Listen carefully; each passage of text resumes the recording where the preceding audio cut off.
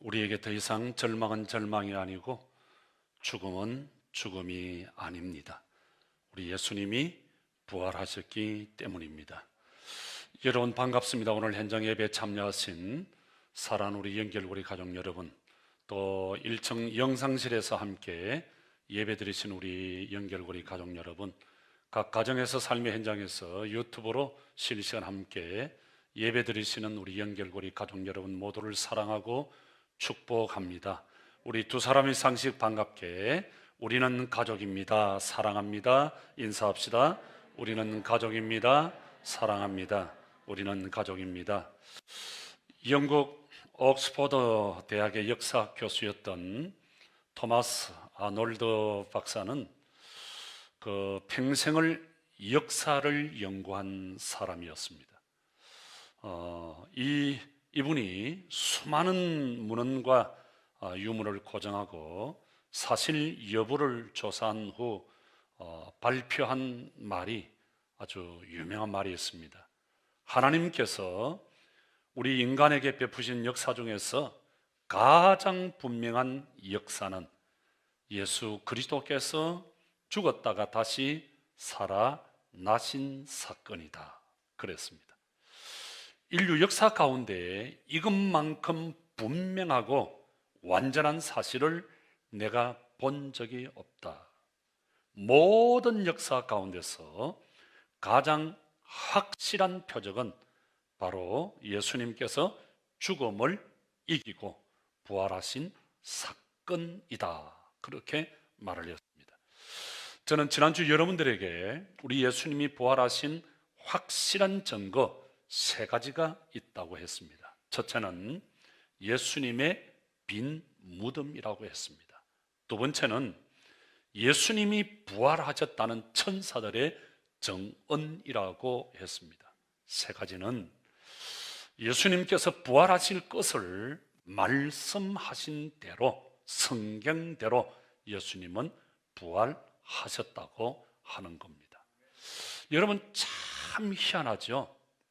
다른 종교는 다들 하나같이 창시자의 무덤이 아직 그대로 남아 있습니다. 그런데 왜 기독교는 무덤이 없을까? 왜 예수님은 무덤이 없을까요?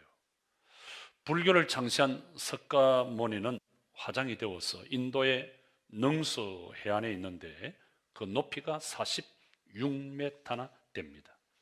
유교를 창시한 공자의 무덤은 중국 산둥성에 있는데 공림이라 해서 세계에서 가족 묘원으로서는, 무덤으로서는 제일 큰 무덤입니다.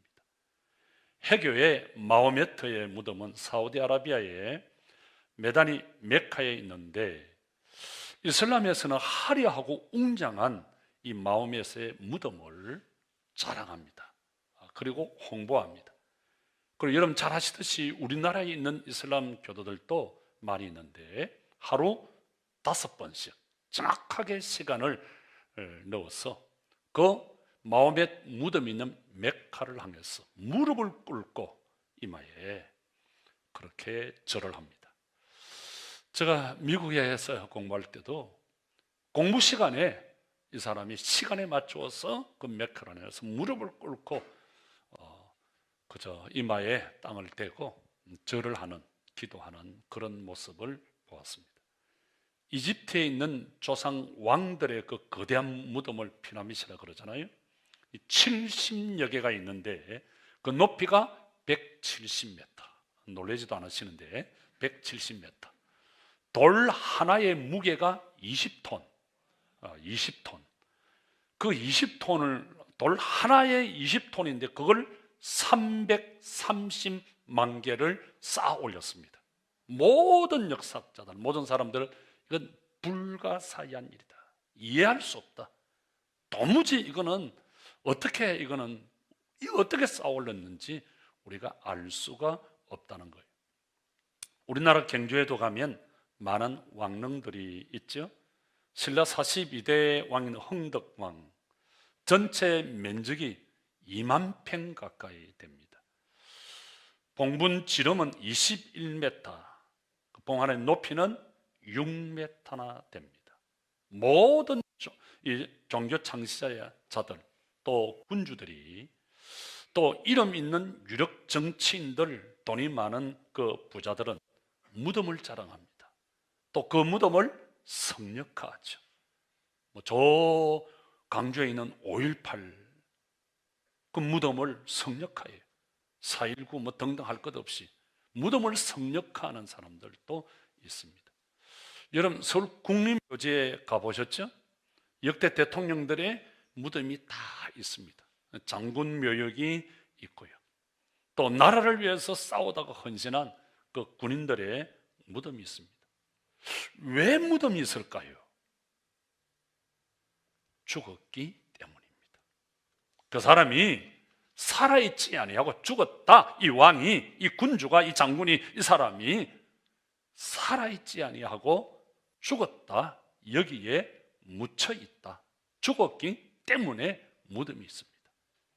이 세상의 모든 권력자들과 부자들은 자기의 조상들의 무덤을, 크기를, 화려함을 자랑하고 그거를 아주 귀하게 여깁니다.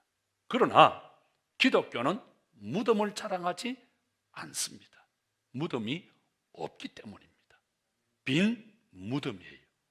예수님은 말씀대로 다시 살아나셨기 때문에, 빈 무덤이기 때문에 무덤을 자랑할 수가 없습니다. 여러분, 조금만 돈이 있다, 조금만 이름이 있다는 분 한번 보세요.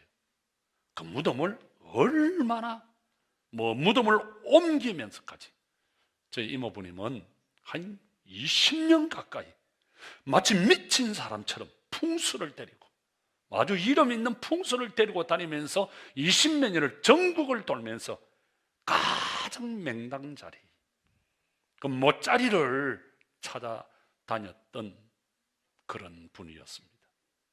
그러나 우리 예수님은 무덤이 없습니다. 오늘은 부활하신 우리 예수님께서 성천하시기까지 제 아들과 많은 사람들에게 나타나셨는데, 부활하신 예수님을 만난 사람들이 어떻게 변화되었는지 그걸 우리가 한번 살펴보기를 원합니다. 여러분, 부활하신 예수님을 만난 사람들의 공통된 특징이 하나 있습니다. 첫째, 뭔 줄 아세요? 그들은 예수님을 찾아가서 만난 것이 아니에요. 모두 다 예수님께서 찾아가서, 그래서 부활하신 예수님을 만났다는 게 특징이에요. 여러분, 우리가 예수님을 찾고 만난 것 같죠? 아니에요. 예수님께서 우리를 불러주셨어요. 예수님께서. 두 번째는 예수님을 만난 이후 그들이 놀랍게 변화되었다는 거예요. 놀랍게 변화되었다는 거예요. 사랑하는 성도 여러분, 오늘도 우리 예수님은 예수님을 믿어야 될 사람, 예수님을 만나야 할 사람을 친히 찾아오셔서 만나주시고 믿게 하시고 또 그들을 변화시켜서 하나님의 귀한 일들을, 하나님의 목적을 이루어 가심을 믿으시기를 바랍니다. 부활하신 예수님께서 제일 먼저 만난 사람이 누구죠? 막달라 마리아. 또 누구죠? 야곱의 어머니 마리아, 또 살로메, 이 여인들이었습니다. 막달라 마리아, 대표적인 사람이 막달라 마리아인데, 마가복음 16장 9절에 보면 이 막달라 마리아는 7 귀신 들린 여자였다. 아주 비참하게, 아주 참 어렵게, 힘들게 고난 고통을 받으면서 멸시와 조롱 천대를 받으면서 그렇게 살았던 여인이었습니다. 여러분, 예수를 믿는다고 하면서도 힘들게 살아가는 분이 있죠. 여러분들 중에 내가 예수를 믿는데도 왜 사업에 실패했을까? 내가 예수를 믿는데 왜 경제적으로 이렇게 어려울까? 건강이 어려울까? 여러 관계가, 인생이, 세상살이가 힘들고 어려울까? 그렇게 생각되시는 분들이 많이 있을 거예요. 왜 나에게 고난이, 왜 나에게 고통이, 왜 나에게 힘든 일이 많을까? 그래서 힘없이 그저 멋지게 깊어지 못하고 살아가시는 분들이 있을 거예요. 오늘 제가 한 분을 소개할게요. 예수님을 믿고 여러분들처럼 예수님을 사랑하다가 큰 슬픔, 낭패와 실망 또 고통을 겪은 그 한 분을 소개해 드릴게요. 그분의 이름은 막달라 마리아예요. 왜 막달라 마리아라고 했을까? 막달라고 해서 막달라라고 했을까? 막달라고. 예수님만 만나면 막달라 그래서 막달라라고 했을까? 왜 막달라라고 했을까? 막달라라고 하는 지역에 살았기 때문에 막달라 마리아입니다. 우리가 연전에 이스라엘로 성경답사 세미나를 갔죠. 그래서 막달라 마리아의 고향에 들렸어요. 이 막달라라고 하는 지역은 갈릴리 호수에서 북서쪽으로 5km 떨어진 곳에 막달라라고 하는 지역이 있습니다. 이 막달라는 예수님께서 사역하시던 갈릴리 주변에 아주 중요한 4군데 도시, 동네 중에 하나가 막달라라고 하는 그런 곳이에요. 그런데 여기에 살던 마리아, 아까 말씀드린 대로 이 막달라는 귀신 들린, 그런데 한 귀신이 아니라 7 귀신이 들린 여인이었다. 그러니까 그 7 온갖 자신이 다 들어온 거예요. 여러분, 옛날에 제가 어릴 때 제 고향 교회에 어느 집사님이 귀신이 들렸어요. 귀신이 맹하게 있는 거예요. 맹하게, 뭐 고기 쳐박고 맹하게. 그랬다가 한 번씩 이 발작을 하기 시작하는데, 발작을 하면 뛰고 솟고 진짜 범충을 쳐요. 범충을. 그리고 막 납치고 가리고 독히고 뭐 그냥 가지고 막 휘두르는 거예요. 뭐 그 옆에 걸리는 사람들이 다 낮아빠져요. 그리고 뭐 사정없이 다 깨어버리는 거예요. 불도 지르고 물에도 빠져 들어가고 아주 그냥 뭐 짐승처럼 소리를 지르고 뭐 사람으로 여길 수 없는. 그래서 조금 힘이 빠졌을 때 장로님들, 집사님들의 동네 어른들이 교회 옛날에 시골에 종탑이 있잖아요. 그 철 종탑에 맞아 머리부터 발끝까지 다 묵혀놔서 다 묵혀, 꽁꽁 쇠밧줄 가지고 묶고 거기에 묵혀가지고 막 춤을 즐겨 올리면서 와 소리를 지르고 정말 아주 너무너무 불쌍해. 여러분 생각해 보세요. 막달라 마리아가 7 귀신이 들었다고 하는 말은 너무너무 고통스러운 저주받는 인생을, 정말 육체가 완전히 병들어 버렸어요. 정신이 완전히, 인격도 모든 삶도 다 무너져 내버린 아무 꿈이 없는, 비전도 없는, 열정도 없는, 내일도 없는, 오늘도 없는, 미래가 없는 아무런 인생의 의미와 가치가 없는, 지나가는 사람들이, 아이들이 누구 아버지, 누구 남편, 저 완전히 귀신 들렸다, 저 미쳤다, 손가락질하고 그냥 지나가면서 돌을 던지고 그렇게 하는 모습을 보았어요.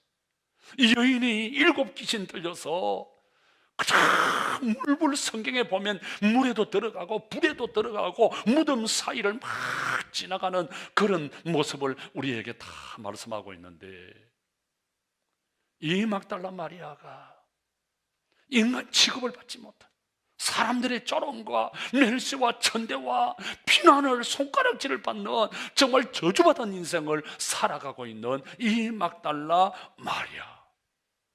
그런데 그런 막달라 마리아가 예수님을 만나면서 깨끗하게 치유함을 받았습니다. 언제, 어디에서, 어떻게 치유함을 받았는지에 대해서 성경은 상세하게 말씀하고 있습니다. 그런데 중요한 것 하나는 막달라 마리아가 예수님을 만나면서부터 180도 완전히 변화의 삶을 살아갑니다. 예수를 믿고 보니 얼마나 좋은지 모릅니다. 손가락질 하던 사람 모두가 없어졌어요. 예수님이 다 막아주시고 인생이 얼마나 기쁘고 즐겁고 얼마나 신나는지 생각이 달라졌어요. 말이 달라졌어요. 표정이 달라졌어요. 행동이 달라졌어요. 삶의 스타일이 달라졌어요. 완전히 예수를 믿고 보니 얼마나 좋은지, 신을 신었는지 말았는지, 우리 이백여 권사님처럼 딱 시집을 보내고 너무너무 좋아서 신을 신었는지 말았는지, 이백여 권사 보면은 날아다니고 있잖아요. 둥둥둥둥 떠서 날아다니고 있잖아요. 날아다니고 있잖아요. 이 여인이 너무너무 좋아서 그냥 붕붕붕붕 떠서 날아다닙니다. 얼마나 기쁜지. 예수님을 만나면 여러분 기억하세요. 예수님을 정말 만나면 이렇게 기쁜 거예요. 예수님을 만나면 이렇게 좋은 거예요. 예수님을 만나면 이렇게 행복한 거예요. 다시 합니다. 진짜로 예수 믿으면 이렇게 기쁜 거예요. 이렇게 좋은 거예요. 이렇게 감사한 거예요. 이렇게 행복한 거예요. 생각이 달라지고요, 말이 달라지고요, 행동이 달라지고요, 삶의 스타일이 달라지는 줄 믿습니다. 와 이리 좋노, 와 이리 좋노, 와 이리 좋노, 개이나 친친하네. 예수 믿으면 얼마나 좋고 너무너무 하루하루가 신비로워. 아침에 자고 일어나면 붉은 태양이 솔솔 바람이 얼마나 좋은지, 지저귀는 그 새소리가 얼마나 좋은지, 파릇파릇 돋아나는 그 새싹이, 울긋불긋 그 꽃이 얼마나 좋은지, 그 교인들 한 사람 한 사람 만나면 하나님의 작품, 하나님이 창조하신 우리 교인들을 볼 때 얼마나 사랑스럽고 좋은지, 얼마나 좋은지 꿈만 같습니다. 너무너무 신비롭습니다. 그런데 그 기쁨도, 그 감사도, 그 감격도, 그 엑스타시, 그 행복도 잠시 잠깐뿐. 예수님께서 십자가 위에서 비참하게 죽임을 당하자 그 마음이 무너져 내렸어요. 슬픔과 고통과 괴로움이 마음을 사로잡기 시작해요. 내가 그렇게 사랑했던 분인데, 내 목숨보다도 더 귀하게 여긴, 내 인생을 바꾸어 놓았던, 내 삶의 모든 것을 바꾸어 놓았던 예수님, 그렇게 사랑했던 분이 십자가 위에서 힘없이 죽으시는 그 모습, 침뱉음을 당하고 욕을 듣고 멸시와 조롱을 받고 비참하게 너무너무 처절하게 죽어가는 그 모습을 두 눈으로 보고 말로 어떻게 표현할 수 없는 슬픔, 절망, 죽음, 고통, 괴로움, 어떻게 표현할 수가 없어요. 마리아는 모든 것을 다 포기하고 슬픈 마음으로 절망에 빠져서 울고 있습니다. 하루, 이틀,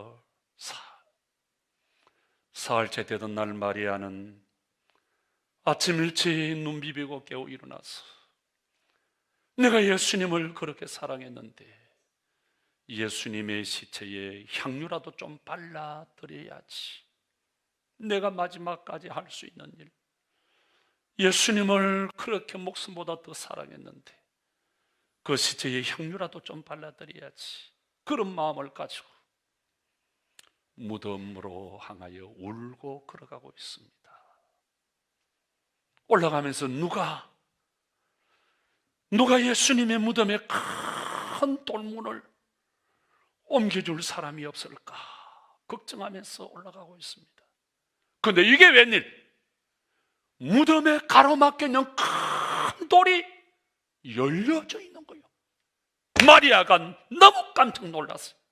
아니 누가 예수님의 시체를 훔쳐갔어.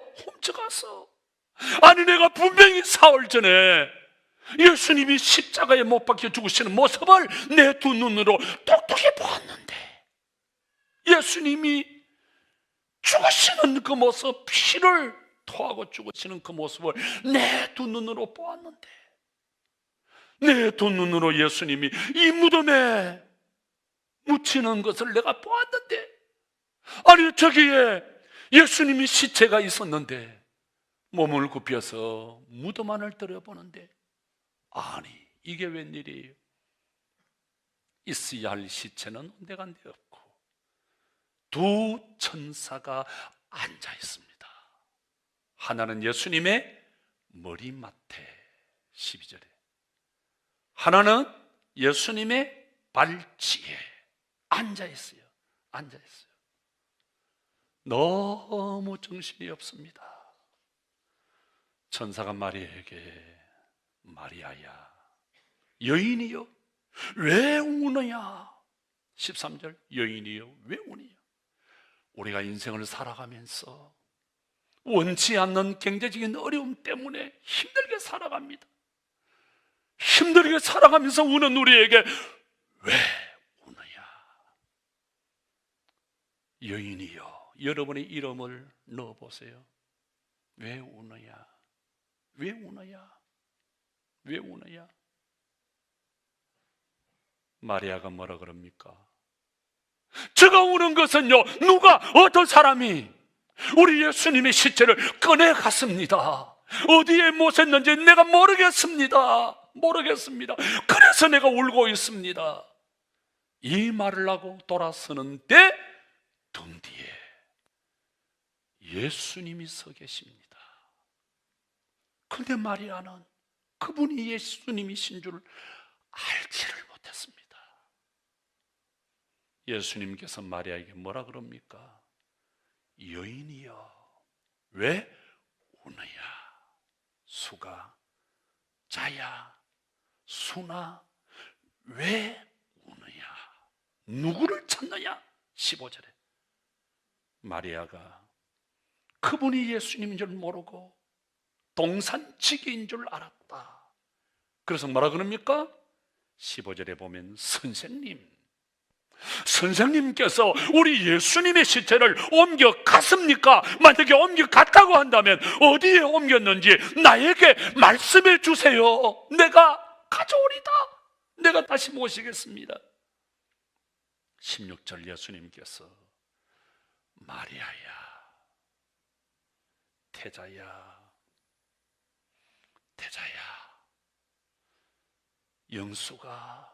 영수나 마리아가 뭐라 그래요? 라푸니. 히브리 말로 선생님. 예수님께서 마리아에게 말씀합니다. 17절. 내가 아직 아버지께 올라가지 않았으니 나를 더 이상 붙들지 말라. 너는 형제들에게 가서 나는 내 아버지시며 너희의 아버지신 분 내 하나님이시며 너희의 하나님이신 분에게 올라간다고 이야기하라. 그래서 마리아가 제 아들에게 달려갔어요. 그러면 제 아들에게 뭐라 그럽니까? 내가 예수님을 보았다. 부활의 소식을 제 아들에게, 예수님께서 부탁하신, 말씀하신 부활의 소식을 제 아들에게, 사람들에게 내가 예수님을 보았다. 그래서 여러분, 자 보세요. 이 부활의 소식이 막달라 마리아에게서부터 제 아들과 사람들, 그래서 예루살렘과 팔레스틴 각 동네 사람들에게, 이 팔레스틴 이스라엘에서, 예루살렘에서 유럽으로, 유럽에서 영국, 영국에서 미국으로, 미국에서 아시아, 이 대한민국까지, 그리고 이 유헬리 연결고리까지 부활의 소식이 들려와서 여기 연결고리 패밀리 처치가 있고 여기에 저와 여러분이 있는 줄 믿습니다. 누구 때문에? 막달라 마리아 때문에. 저는 생각했어요. 막달라 마리아는 우리 예수님을 끔찍이 사랑했던 분이었어요. 그리고 정말 은혜를 아는, 그리고 감사할 줄 아는, 그리고 뜨거운 열정과 의리가 있는 그런 사람이었습니다. 그래서 예수님을 끝까지 포기하지 아니하고 예수님을 끝까지 떠나지 아니하고 곁에서 죽기까지, 십자가의 그 무덤의 현장까지 충성을 다한 여인이었습니다. 여러분, 자, 믿음이 뭐죠? 믿음은 사랑입니다. 사랑입니다. 자, 여러분, 마태복음 22장에 보면 어느 한 율법사가 예수님께 찾아와서 예수님, 질문이 있는데요. 이 큰 많은 율법 중에 어느 계명이 가장 큰 계명입니까? 믿음이 뭡니까? 그럴 때 예수님이 뭐라고 말씀합니까? 내 마음을 다하고 뜻을 다하고 목숨을 다하고 뜻을 다하여 주 너희 하나님을 사랑하라. 이것이 첫째 되는 계명이요, 둘째는 그와 같으니 내 이웃을, 교인들을 내 자신같이, 내 몸같이 사랑하라. 그렇게 말합니다. 믿음이 뭡니까? 하나님 사랑, 그 다음에 교인 사랑. 그래서 우리가 남의 말 안 된다는 거예요. 험담하면 안 된다는 거예요. 왜? 그 믿음이 없는 사람들이 하는 거예요. 여러분, 믿음이 없는 사람들 하는 거 봤죠?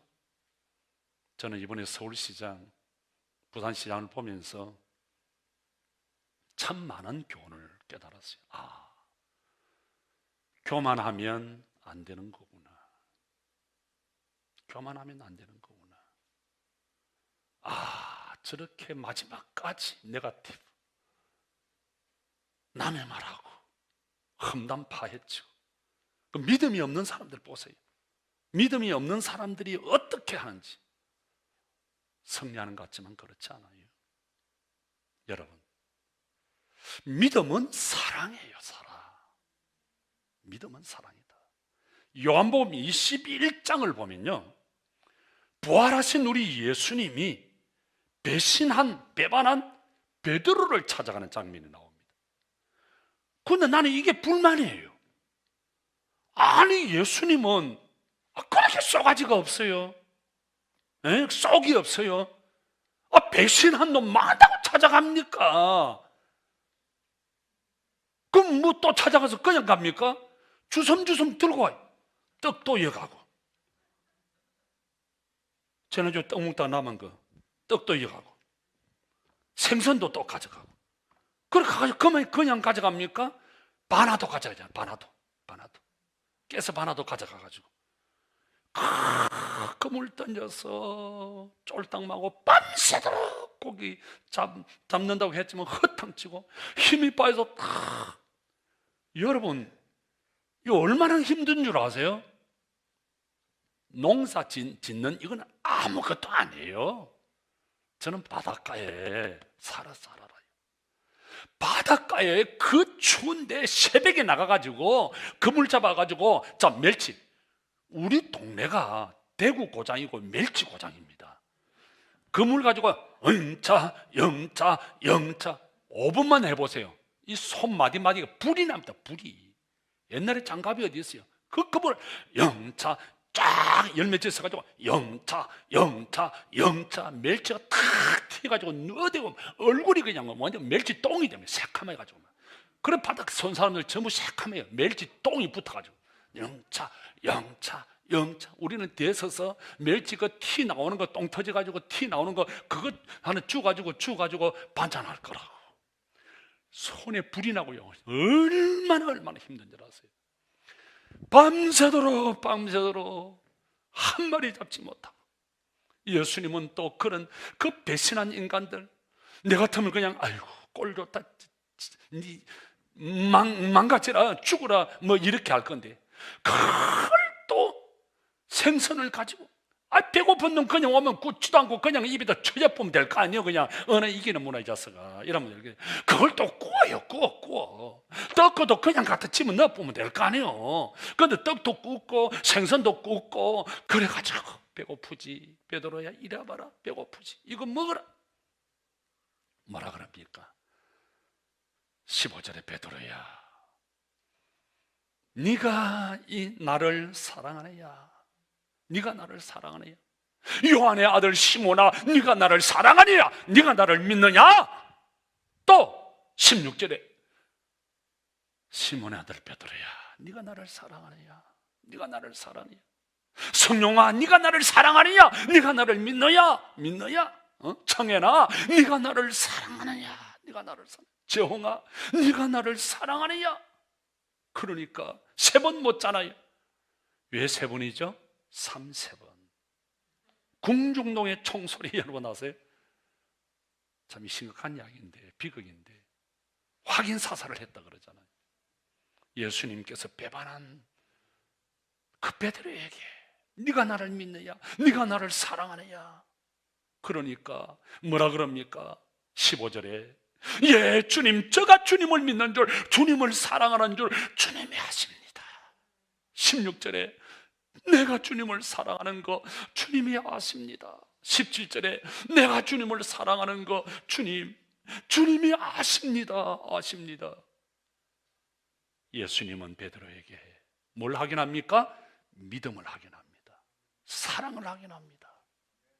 그리고는 믿음을 확인하고 사랑을 확인한 이후 예수님은 베드로에게 새로운 미션을, 사명을 줍니다. 내 양을 먹이라. 17절에 내 양을 먹이라. 사랑하는 성도 여러분, 믿음은 사랑입니다. 하나님 사랑, 사람을 사랑하는 것. 그래서 여러분 믿습니까? 그러면 하나님을 사랑하고, 우리가 왜 예배합니까? 하나님을 사랑하는 표현입니다. 하나님을 사랑하는 거예요. 그래서 예배하고.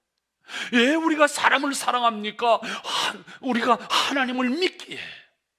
믿음은 사랑이에요.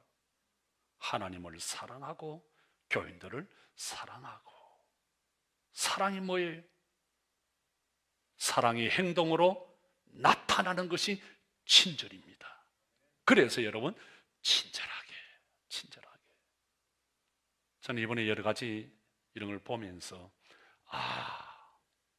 세상 정치하는 정치꾼들도 친절해야 되고, 앞으로 여러분 건방지고 시건방진 정치인들 다 따라 보여야 돼. 그래 이 나라 살아요. 시건방지고 교만방자하고, 이건 교회도 마찬가지.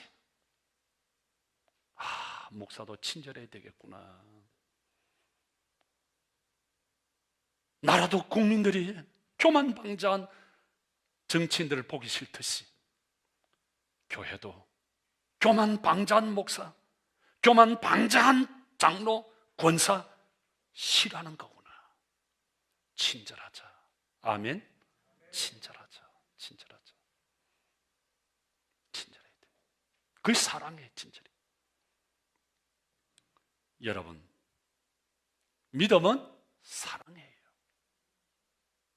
우리가 어떤 분을 사랑한다 그러면 어떻게 되죠? 그분의 말을 그대로 믿어요. 그리고 그분을 위해서 헌신합니다. 주고 내 전부를 다 주고 싶어요. 아낌없이 마지막까지. 마찬가지, 우리가 예수님을 사랑하면 할수록 우리의 믿음이 더 성숙되어져 가요. 그리고 주님을 위해서 살고 싶어요. 헌신하면서. 그래서 초대교회 보세요. 초대교회는 여러분들처럼 일주일에 한 번 교회 온 것 같아요? 성경 뭐라 그래요? 날마다 마음을 다하여, 날마다 성전에 모여서 기도하고 예배하고 사역하고 전도하고, 그래서 역사가 일어난 거예요. 날마다 날마다 주를 찬송하겠네. 다 여러분 일주일에 한 번씩 찬송하잖아요. 그런데 찬송도 날마다 날마다, 기도도 날마다 날마다, 예배도 날마다 날마다. 다시 할게요. 예배도 날마다 날마다, 기도도 날마다 날마다, 찬송도 날마다 날마다. 날마다의 신앙이 초대교회 성도였어요. 그래서 여러분, 시간 나면 교회로 달려오는 거예요. 우리 어머니도 그랬어요. 촌에서 일되게 하고. 보니까 요즘 젊은이들 멀리 갈 것도 없이, 우리 딸, 이 방송실이 없으니까 내가 이야기하는데, 아이 하나. 아이 하나도 어떻게 못해. 피곤해서 힘들었어. 우리 어머니는 6, 7을 낳았어요. 다 끝에 있어요. 남편도 없어요. 그 남편도 없는데 아기를 어떻게 낳습니까? 하겠는데 그건 뭐 더 이상 묻지 마시고, 우리 가정이 좀 복잡해요. 저는 뭐 아버지를, 우리 어머니를 어머니라고 불러본 적이 없어요. 어떻게 불렀나요? 어무요 이렇게 불렀어요. 어떻든 뭐 복잡한 건 묻지 마시고. 일되게 하고. 세탁기가 있습니까? 냉장고가 있습니까? 우물이 있습니까? 큰 물통이 있고, 따방구, 요 따방구 해가지고, 이 따방구 하나 요 올려가지고 물통에 이렇게 올려가지고, 요 이래가지고 물고 산에 가서 물길 와가지고, 물길을 그 가지고 빠박, 겨울에 그 겨울가에 가가지고 얼음 깨가지고 빨래, 밤 되면 그 양말 끼고 옷 끼고, 또 그냥 그 뭐 요즘처럼 4월을 며칠 맨날마다 어떻게 하면, 추석 때, 설 때만 모욕을 하잖아요. 그것도 그냥 소주 그거 끓이고 그 난 뒤에 그거 가지고 그냥, 그래서 그냥 이렇게 소리 터졌어. 그러니까 옷에 겨울 되면은 그 이가 얼마나 많아요. 애들 큰 놈 작은 놈, 내가 이 안 돼요. 나중에 이 잡는다고 툭툭 하면 피가 툭툭 억울하게. 그 힘들면 그냥 그 죄를, 교회 옆에 있는 게 아니에요. 차가 있는 것도 아니에요. 동네 죄를 넘어가야 돼. 넘어가서 우는 거예요. 수요일이고 금요일이고 주일이고 월요일이고 화요일이고 괴롭고 고통스러워 힘들었어. 울면서. 우리 어머니는 말씀이 없었어요. 동네 모든 집안의 어른들이, 집안의 사람들이, 교인들이 다 와서 우리 어머니한테는 이야기해도 괜찮다는 거예요. 예? 우리 어머니는 말씀이 없는 분이니까 오직 하나님 앞에 갔어. 날마다. 여러분, 초대교회 성도들은 날마다 하나님 앞에, 날마다 사랑하니까, 주님을 사랑하니까, 주님을 안 보면, 주님을 위해서 헌신하지 아니하면, 주님을 위해서 예배하고 기도하지 아니하면 살아갈 수가 없어요. 이 막달란 말이야. 여러분, 믿음은 사랑이 충만할 때 성숙하는 거예요. 여러분, 사랑은 하나님의 본성이에요. 요한일서 4장 7절, 하나님은 사랑이시라. 하나님은 사랑이라. 기독교는 사랑으로 역사하는 믿음밖에 없어요. 사랑으로 역사할 때, 사랑으로 일할 때 역사가 일어나요. 그래서 여러분, 사랑으로 하지 아니하면 아무 의미가 없어요. 사랑으로 헌금하고, 사랑으로 헌신하고, 사랑으로 사역하고, 사랑으로 찬양하고, 사랑으로 기도하고, 사랑으로 건사해, 사랑으로 아미고, 사랑으로 안수지 집사님, 사랑으로 장로의 사역, 사랑으로 할 때 역사가 일어나요.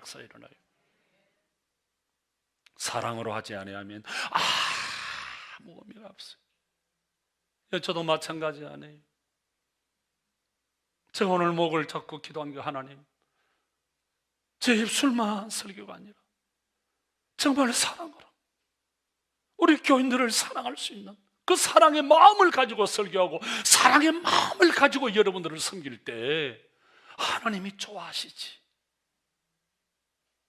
제가 사랑의 마음이 없다고 한다면 여러분 교회가 어떻게 되겠어요? 사랑하는 성도 여러분, 여러분에게 기쁜 소식, 좋은 일이 있다 그러면 누구에게 제일 먼저 알리겠습니까? 제일 사랑하는 사람에게. 아멘. 사랑하는 사람에게. 기쁜 일, 좋은 빅뉴스가 있다. 가장 사랑하는 사람에게. 우리 예수님이 부활하시고 이 가장 기쁜 굿뉴스 복음을 누구에게 제일 먼저 알려줍니까? 막달라 마리아에게. 큰 소리치던 베드로 아니었어요. 폼 잡던 제 아들 아니었어요. 당시의 근위적이고 위선적인 종교 지도자들 아니었어요. 남의 말 잘하고 비판하고 판단하던 바리새인들 아니었어요. 일곱 귀신 들려 사람들에게 조롱받고 멸시받고 천대받고 실패하고 절망 가운데 흐려져거렸던, 그러나 주님을 가장 사랑했던 막달라 마리아에게 우리 예수님이 나타나셨어요. 마가복음 16장 9절, 예수께서 안식 후 첫날 이른 새벽에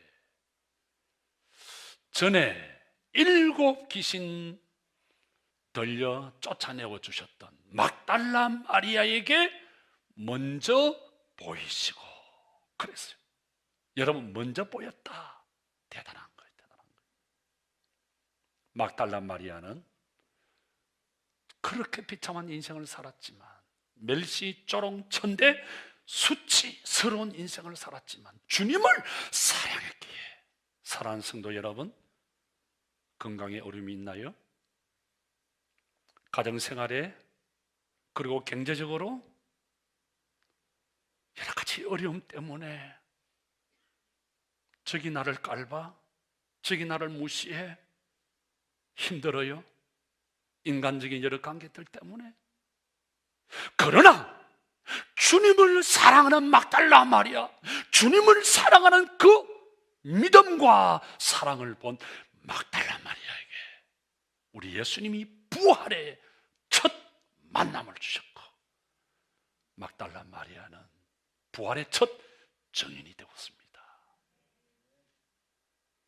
요한복음 20장 2절을 보면 마리아는 이 부활의 기쁜 소식을 전하기 위해서 막 달려갔습니다.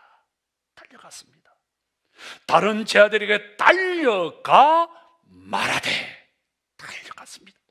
달려갔다는 말은 새빠지게 뛰었다, 이렇게 말하면 안 되는데, 뛰었다, 새빠지게 뛰었다. 더 웃기는 이야기 하고 싶은데 하고 나면 제가 아마 좀 집에 가서 또 힘들 것 같아서 못 하겠는데, 어떻든 달려갔다. 왜 달려갔나요? 부활의 소식을 전하기 위해서.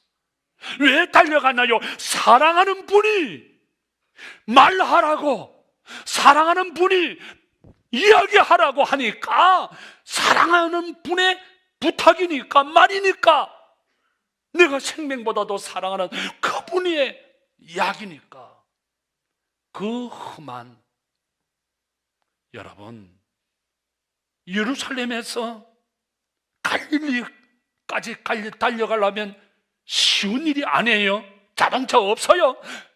자전거도 없어요. 그 강력 험한 길을 우리가 가봤잖아요. 험한 길을 넘어 가야 됩니다. 험하고 먼 길을 달려가는 거예요. 왜 달려갑니까? 사랑하는 예수님이 말씀하셨기 때문에. 부활의 소식을 전하기 위해서 예수님이 부탁하셨으니까. 사랑하는 성도 여러분, 예수님께서 우리에게 말씀하셨어요. 우리에게 부탁하셨어요. 여러분에게 묻습니다. 여러분 예수님을 사랑하십니까? 예수님을 믿습니까? 예수님께서 여러분들에게 부탁하신 게 있습니다. 이 굿뉴스를, 복음을 전하라. 땅끝까지 모든 민족, 모든 족속들에게 전하라. 강건하여 데려다가 내 집을 채우라.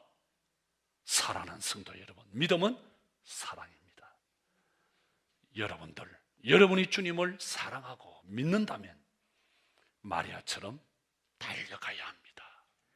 부활의 소식을 전하기 위해서. 기도합시다.